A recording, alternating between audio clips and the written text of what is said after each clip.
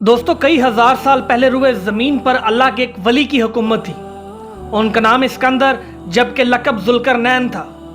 آپ حضرت سیدنا خضر علیہ السلام کے خالہ زاد بھائی تھے۔ آپ کو پوری دنیا کی بادشاہت اور مشرق و مغرب کے سفر کا اعزاز بھی حاصل تھا۔ آپ حضرت ابراہیم علیہ السلام کے دست حق پرست پر اسلام قبول کر کے مدتوں ان کی صحبت میں رہے۔ اللہ تعالیٰ نے آپ کو تمام روئے زمین کی بادشاہی عطا فرمائی تھی۔ دنیا کے کل 4 بادشاہ ایسے ہوئے ہیں جن کو پوری زمین کی پوری بادشاہی ملی۔ ان میں 2 مومن تھے اور 2 کافر۔ مومن تو حضرت سلیمان علیہ السلام اور ذوالقرنین ہیں، اور کافر ایک بخت نصر اور دوسرا نمرود ہے۔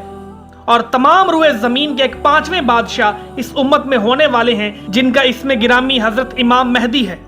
دوستو قرآن مجید میں حضرت ذوالقرنین کے 3 سفروں کا حال بیان ہوا ہے جو سورہ کہف میں ہے۔ ہم قرآن مجید ہی سے ان تینوں سفروں کا حال بیان کرتے ہیں جن کی روادات بہت ہی عجیب اور عبرت خیز ہے۔ دوستو حضرت ذوالقرنین نے پرانی کتابوں میں پڑھا تھا کہ سام بن نوح علیہ السلام کی اولاد میں سے ایک شخص آب حیات کے چشمے سے پانی پی لے گا تو اسے موت نہ آئے گی۔ اس لیے حضرت ذوالقرنین نے مغرب کا سفر کیا۔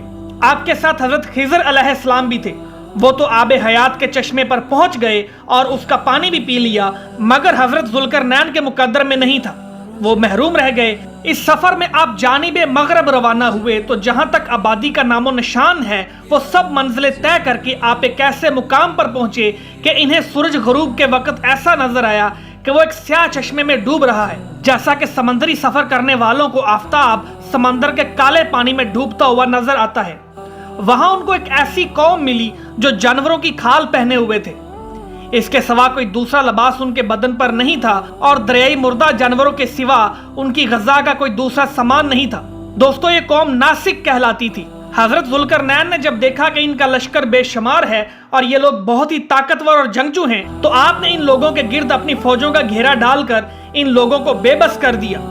چنانچہ کچھ تو مشرف با ایمان ہو گئے اور کچھ آپ کی فوجوں کے ہاتھ مقتول ہو گئے۔ اس کے بعد آپ نے مشرق کا سفر فرمایا، یہاں تک کہ جب سورج طلوع ہونے کی جگہ پہنچے تو یہ دیکھا کہ وہاں ایک ایسی قوم ہے جن کے پاس کوئی عمارت اور مکانات نہیں ہیں۔ ان لوگوں کا یہ حال تھا کہ سورج طلوع ہونے کے وقت یہ لوگ زمین کے غاروں میں چھپ جاتے تھے اور سورج ڈھل جانے کے بعد غاروں سے نکل کر اپنی روزی کی تلاش میں لگ جاتے تھے۔ یہ لوگ قوم منسک کہلاتے تھے۔ حضرت ذوالقرنین نے ان لوگوں کے مقابلے میں بھی لشکر آرائی کی، اور جو لوگ ایمان لائے ان کے ساتھ بہترین سلوک کیا، اور جو اپنے کفر پر اڑے رہے ان کو تہہ تیغ کر دیا۔ اس کے بعد آپ نے شمال کی جانب سفر فرمایا، یہاں تک کہ 2 پہاڑوں کے درمیان میں پہنچے تو وہاں کی آبادی والوں کی عجیب و غریب زبان تھی۔ ان لوگوں کے ساتھ اشاروں سے بمشکل بات چیت کی جا سکتی تھی۔ ان لوگوں نے حضرت ذوالقرنین سے یاجوج و ماجوج کے مظالم کی شکایت کی اور آپ کی مدد کے طالب ہوئے۔ دوستو یاجوج ماجوج یافس بن نوح کی اولاد میں سے ایک فسادی گروہ ہے، اور ان لوگوں کی تعداد بہت ہی زیادہ ہے۔ یہ لوگ بلا کے جنگجو و خونخوار اور بالکل ہی وحشی اور جنگلی ہیں، جو بالکل جانوروں کی طرح رہتے ہیں۔ موسم ربی میں یہ لوگ اپنے غاروں سے نکل کر تمام کھیتیاں اور سبزیاں کھا جاتے تھے اور خشک چیزوں کو لاد کر لے جاتے تھے۔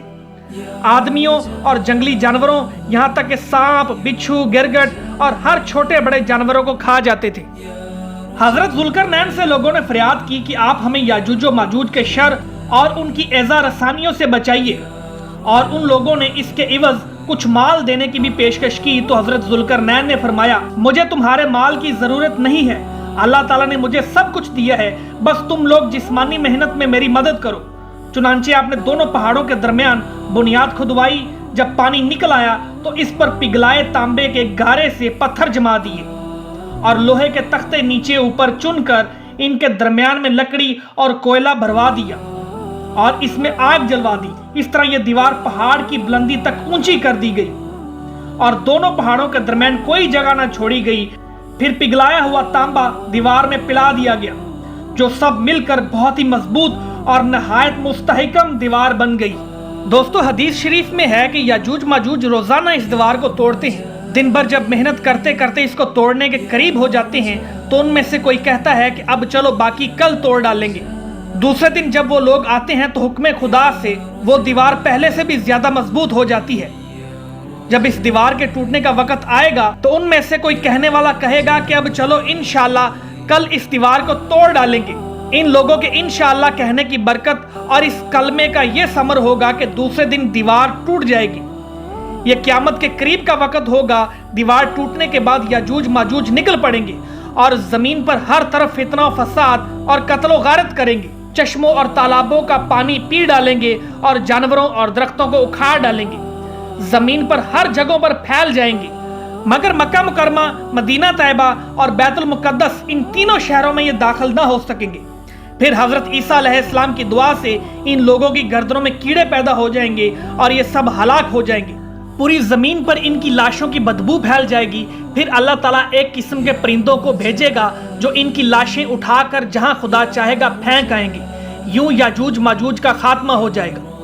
दोस्तों, जमीन में कत्लो गारत गरी करने और फसाद फैलाने वाले लोगों का अंजाम हलाकत ही है।